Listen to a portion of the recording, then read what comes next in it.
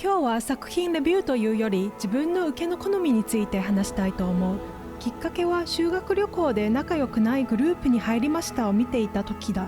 このドラマの受けを見ながら、自分はこういう弱さに惹かれるんだと改めて自覚した。修学旅行の受けは内気で不器用で、気まずい場になるとすぐ固まってしまう。クラスの中での立ち位置や仲良しグループに入れない孤立感、修学旅行特有の居心地の悪さ、そういったちょっとした現実の痛さをそのまま抱えていて、自分も学生の頃こういう空気あったなと思い出せる種類の弱さだ。その不器用さが可愛いや放っておけないに自然と変換されていく。皆さんこんにちは。 BL ホリックのムーニンです。ネタバレを含むのでご注意を。では早速始めましょう。ここで誤解してほしくないのは、私が軽い作品が好きなわけではなく、むしろ The Wicked Game 危険な駆け引きのような、感情が爆発し血が降り復讐に燃える BL は大好物だ。ピームはその象徴だろう。母を殺され父にも追放され、それでも自分の力で舞い戻る。ボロボロになりながらも歯を食いしばって復讐へ向かっていく。ああいう地獄に落とされても自分の足で這い上がって殴り返しに行く受けが本当に好きだ。逆にどうしても苦手なのは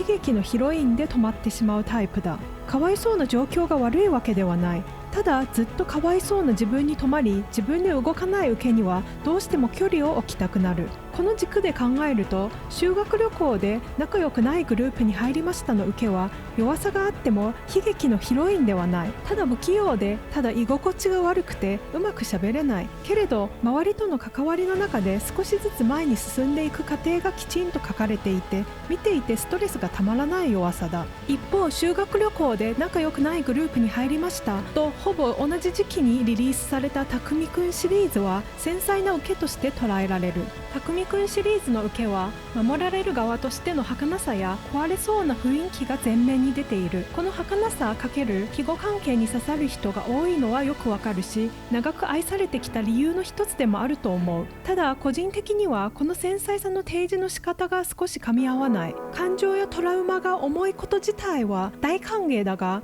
その重さが守られる存在として固定されてしまうと悲劇のヒロイン寄りに見える場面が多々ある。私が愛してやまないのは、等身大で不器用な弱さを抱えながら少しずつ前に進む受け、あるいは The Wicked Game のピームのように一度地獄に落ちても自分の力で這い上がって復讐に向かう受けであって、守られるだけの存在ではない。もちろんたくみくんシリーズの世界観やキャラクターに救われてきた人も多いだろうし、それを否定するつもりはない。作品の魅力は十分理解している上で、ただ自分の好みと重なる仲間を探したくて、もっととことん語りたいから第三者的に自分の思考を整理してみたかった。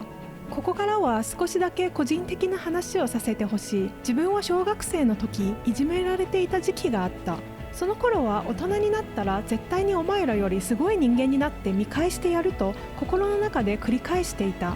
落とされても這い上がってくるというメンタリティだったと思う。でも大人になってから振り返ると、あれ、多分あの男の子私のことが好きだっただけなんじゃないかなと思う瞬間もある。本当のところなんてもうわからないし、どちらでも構わない。私の中に残っている事実は2つだけだ。1つは悲劇のヒロインのまま終わりたくなかったという感覚。もう一つはいつか自分の足で立ってあの頃の自分を回収しに行きたいという感覚だから、きっと物語の中でもただ守られているだけの受けには距離を置いてしまうし、どれだけボロボロになっても自分の意思で選び自分の足で動いていく受けを見るとどうしようもなく応援したくなる。The Wicked Game のピームみたいな受けに異常なほど惹かれるのもきっとその延長線上にある。子供の頃の自分が勝手に作った見返してやるという物語と、今こうして復讐系の受けや不器用でも自分で動いていく受けを選んで語っている自分はどこかでちゃんとつながっている。そう考えると